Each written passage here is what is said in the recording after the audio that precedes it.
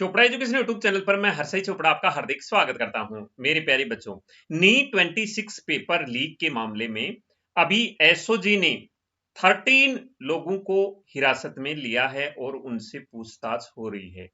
दैनिक भास्कर का ये news article आपने पढ़ लिया होगा। अगर नहीं पढ़ा तो मैं आपको यहाँ पूरा का पूरा ये आर्टिकल एक बार पढ़ के बता देता हूं, फिर हम इसके बारे में चर्चा करेंगे। तो लिखा है आर्टिकल में, क्या ये नीट भी क्लीन नहीं, पेपर लीक होने की आशंका, एसओजी ने देहरादून, सीकर और झुंझुनू से 13 संदिग्ध पकड़े। आर्टिकल में आगे लिखा है, देश की सबसे बड़ी परीक्षाओं में से एक नीट पर एक बार फिर लीक के बादल मंडरा रहे हैं। परीक्षा 3 मई को हुई थी। पेपर लीक की आशंका के चलते राजस्थान एसओजी ने पिछले 4 दिनों में देहरादून, सीकर व झुंझुनू से 13 संदिग्धों को पकड़ा है। एजेंसी से जुड़े विश्वस्त सूत्रों ने इसकी पुष्टि की है। सूत्रों के अनुसार एसओजी 2 स्तर पर जांच कर रही है। पहला, सीकर के कैरियर काउंसलिंग के पास परीक्षा के ज्यादातर सवाल आ गए थे जो उसने कुछ अभ्यर्थियों को दिए थे। दूसरा, जांच एजेंसी को 300 प्रश्नों से अधिक का एक गैस पेपर भी मिला है जिसमें 140 प्रश्न हूबहू परीक्षा में आए। इससे पेपर लीक माना जाए या नहीं, इसका फैसला एक्सपर्ट और एनटीए की सलाह लेने के बाद एसओजी करेगी। दरअसल आईबी को इनपुट मिला था कि कैरियर काउंसलर के जरिए पेपर के कई प्रश्न परीक्षा के पहले सीकर और झुंझुनू के छात्रों को मिल गए थे। जानकारी पुख्ता होने के बाद इसकी सूचना एसओजी को दी। इसके बाद एजेंसी ने धरपकड़ शुरू की। अब तक जिन्हें पकड़ा है उनमें से ज्यादातर कैरियर काउंसलर हैं।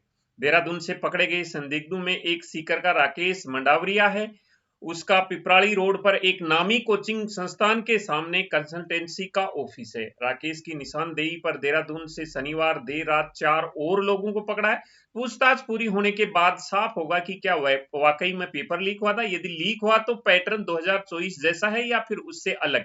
2024 में सुप्रीम कोर्ट ने व्यवस्था दी कि पेपर लीक कुछ स्थानों तक सीमित था, इसलिए 24 लाख छात्रों की परीक्षा रद्द नहीं की जा सकती। इससे शैक्षणिक सत्र प्रभावित होगा। इस बार परीक्षा 3 मई को हुई थी। इससे 22 लाख प्लस छात्र थे। अभी सीकर और जयपुर के संदिग्धों से चल रही है पूछताछ। शुरुआत में सभी संदिग्धों को सीकर के उद्योग नगर थाने में डिटेन किया गया था। एसओजी की जयपुर से टीम उनसे पूछताछ कर रही थी। इसके दौरान बिल्डिंग के गेट पर पुलिस का कड़ा पहरा रहा। किसी भी बाहरी व्यक्ति को अंदर नहीं जाने दिया गया। थाने में तैनात स्टाफ को भी इसकी भनक नहीं है। संदिग्ध कौन है और इनसे किस मामले में पूछताछ चल रही है। एसओजी शनिवार को राकेश मंडावरिया को जयपुर ले गई। देहरादून से पकड़े गए 4 संदिग्धों की भी रविवार को पूछताछ जयपुर में ही रोका जाएगा। तो इस प्रकार से ये मामला सामने आ रहा है और इसमें क्या क्या इंतजाम किए थे इसका भी यहाँ हवाला दिया गया है। लेकिन ये इंतजाम होने के बावजूद भी पेपर लीक होने की संभावना इसमें जताई जा रही है। हालांकि अभी ये स्पष्ट नहीं हुआ है कि पेपर लीक हुआ ही है। इसकी अभी जांच चल रही है। क्या सामने आएगा, क्या सामने नहीं आएगा, ये जैसे ही आएगा हम आपको अपडेट कर देंगे। लेकिन यहां पर एक थोड़ा सा जो गैस किया है वो ये बताया जा रहा है, ये मामला आप भी हमें कमेंट्स करके बताइए कि क्या ऐसा हो सकता है कि गैस किए हुए 140 क्वेश्चन हूबहू मिल जाएं पेपर में। अगर किसी ने कोई गैस पेपर तैयार किया है तो उस गैस पेपर से 140 क्वेश्चन मिल जाएं और वो भी इस इजी क्वेश्चन पेपर में, क्योंकि पेपर के लिए सभी ये मान रहे थे कि पैटर्न बहुत हार्ड होगा, पिछली बार की तरह होगा। तो ये इजी के लिए गैस कौन लगा सकता है, ये गैस पेपर कौन लगा सकता है कि इस बार इजी पेपर आएगा।